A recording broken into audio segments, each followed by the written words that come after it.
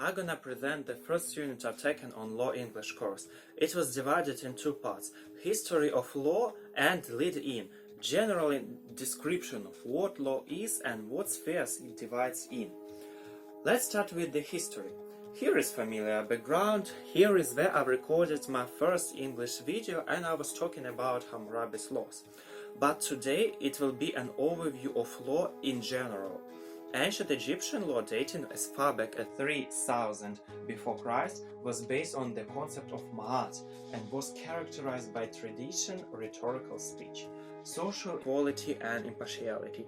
By the 22nd century before Christ, Unamu, an ancient Sumerian ruler, formulated the first extant law code, consisting of casuistic statements, if then. Around 1760 before Christ, King Hammurabi further developed Babylonian law that I've already presented previously. Ancient Greek has no word for law as an abstract concept, retaining instead the distinction between divine law, human decree, and custom.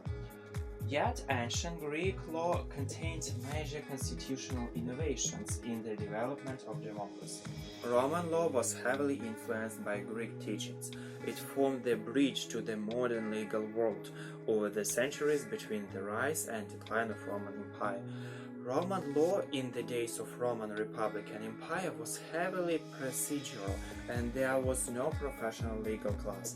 Instead, a lay person, iudex, was chosen to adjudicate.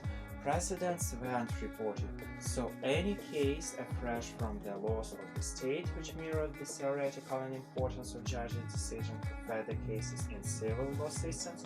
During the 6th century AD, in the Eastern Roman Empire, the Emperor Justinian codified and consolidated the laws that had existed in Rome, so that what remained was 1/20th of the mass of legal texts from before. This became known as the Corpus Juris Civilis. As one legal historian wrote, Justinian consciously looked back to the golden age of Roman law and aimed to restore it to the peak it had reached 3 centuries before.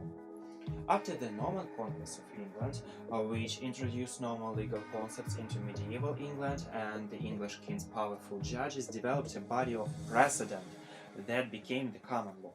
In particular, Henry II instituted legal reforms and developed a system of royal courts administered by a small number of judges who live in Westminster and travel throughout the kingdom. Henry II also instituted the Assize of Caledon in 1166, which allowed for jury trials and reduced the number of trials by combat. Louis IX of France also undertook major legal reforms and, inspired by ecclesiastical court procedure, extended canon law, evidence, and inquisitorial trial system to be the royal courts. Also, judges no longer moved on second becoming fixed to the jurisdiction, and jurors were nominated by parties to the legal dispute rather than by the sheriff. The two main traditions of modern European law are the codified legal system of most of continental Europe and the traditional based on case law. As nationalism grew in the 18th and 19th centuries, lex mercatoria was incorporated into countries' local law under new civil codes.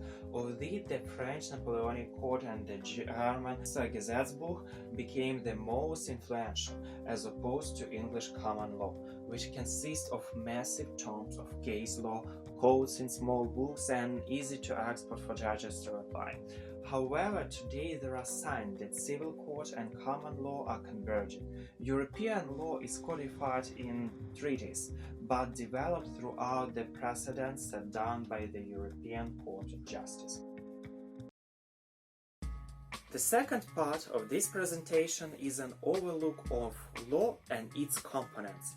There are lots of them, but I'll try to name a few. To begin with, it's corporate law. Corporate law involves formation, dissolution, and all other legal aspects of the administration of corporations. Typical duties of corporate lawyers include mergers, acquisition, international recognition of disputes between corporations and individuals concerning liability, patents, and compliance with the state or federal law, as well as international accords. A legal professional whose sole client is a corporation, is generally known as in-house counsel. Civil rights law.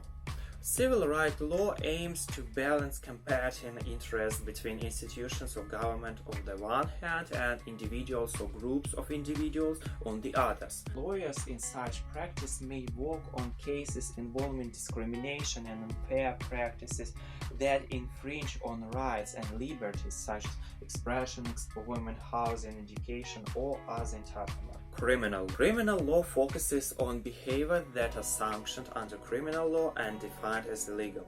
Prosecutors and district attorneys sanction illegal behavior, while criminal defense lawyers represent clients accused of criminal activity.